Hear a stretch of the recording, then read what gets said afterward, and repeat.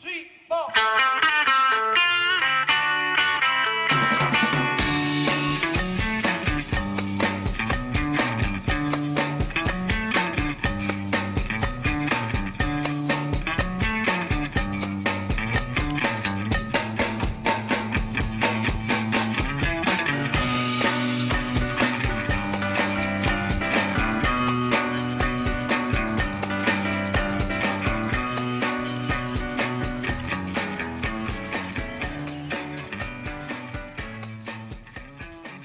With Louie Herron from Louie Herron Toyota and a couple special guests. We've got Mackenzie Herron and LJ Herron.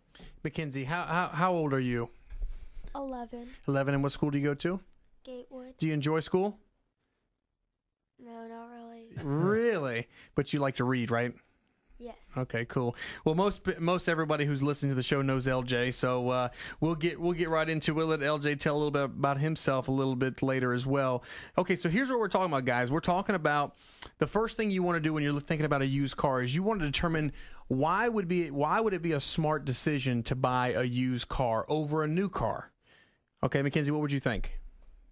Because they're mostly cheaper. If it's like your first car, they're mostly cheaper. That's a good answer. That's a good answer. So okay, again, if you're listening right now, here's some things you want to consider that's very, very important. When you're buying a new car, everybody knows that the depreciation takes its heaviest hit on the first 2 to 3 years. So think about it for a second. If you're buying a $30,000 car, and as a rule of thumb, a 3-year-old car is going to be worth half of what the sticker price was. So if you buy a $30,000 car and it's worth $15,000 3 years later, think about if you reverse it and if you buy a 3-year-old car, how much money you've saved by getting a 3-year-old car. So again, when you're talking about used car, it could be just a phenomenal decision. And understand that a 1-year-old car, especially the very first car, like if I had today, this is the year 2013, and if we're buying a 2012 Camry, a 1-year-old car is going to be 25 to 35% cheaper than the 2013. That's a huge monetary break in price. Like Mackenzie said, it's cheaper, or like what we like to say is it has more value, right? Because you're getting a lot more car for a lot less money. The other thing too is typically on a used car you can save money on insurance. And then again, the bargains on pre-owned vehicles are just totally available to you by way of aged inventory, cars that are old. So, Chip, I'm going to kick it to you for a minute. All right. So we're talking about used cars, and we're talking about getting a bargain, and we're talking about cars that are on the dealer's lot for a long time. So how can that be a bargain for the consumer? Well, the longer they're on the lot, the better deal I think you're going to get. The dealer's got to move them out. Yeah. The thing you have to realize is I want you to visualize a used car lot with 60 cars on the lot, and we're at the first day of the month. The dealer measures their whole used cars by a 60-day window. So basically, if you have 60 cars, we know that half of that inventory, the cars that are 30 days old now, will be 60 by month end. Mm-hmm. Those cars have to be removed from the inventory, either by writing them down, taking them to an auction, or retailing them. And from a dealer's perspective, we would much rather sell the car to Chip, get a sticker on the back of a car that has your name on it or your dealership name, and have a client that we can actually service and give them the same exact deal that we would take at the auction.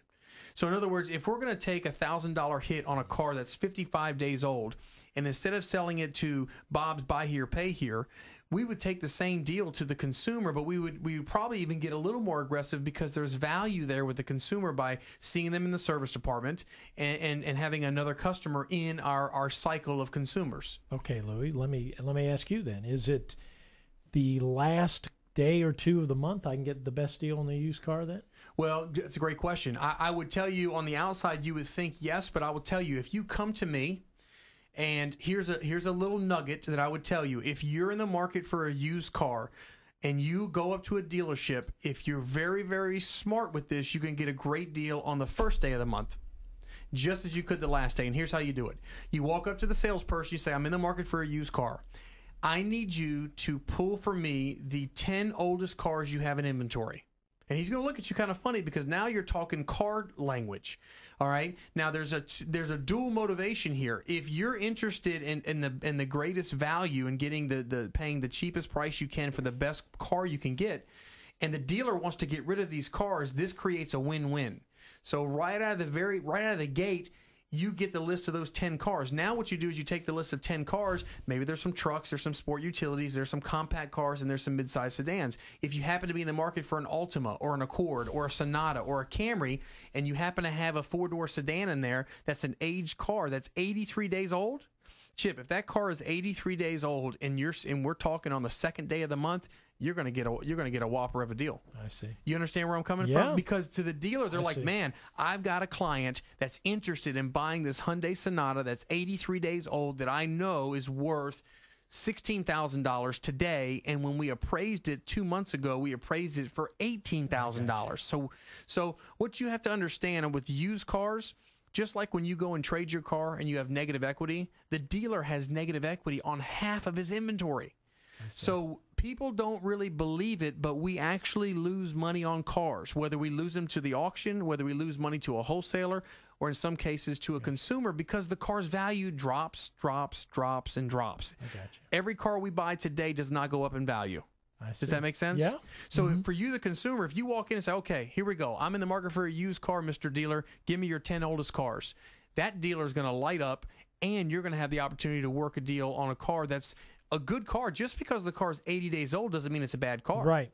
I mean, it's been serviced, it's been cleaned, it's ready to go, it's got new tires, new brakes, everything's fine on it. It's just sat there. Yep. For whatever reason, the car wasn't marketed properly, or there was no one in the market for maybe a Ford Focus that month, right? So again, very, very important. I think we got to go to a break. Yes, is that correct? Let's go to a break. When we come back, there's still some more reasons why you want to determine why, even from the beginning, a used car could even be the best decision for you. And again, it's part of the 10 tips of buying a pre-owned car. Okay, LJ, I'm going to let you get us out of here. We'll be right back on Doc 103.9.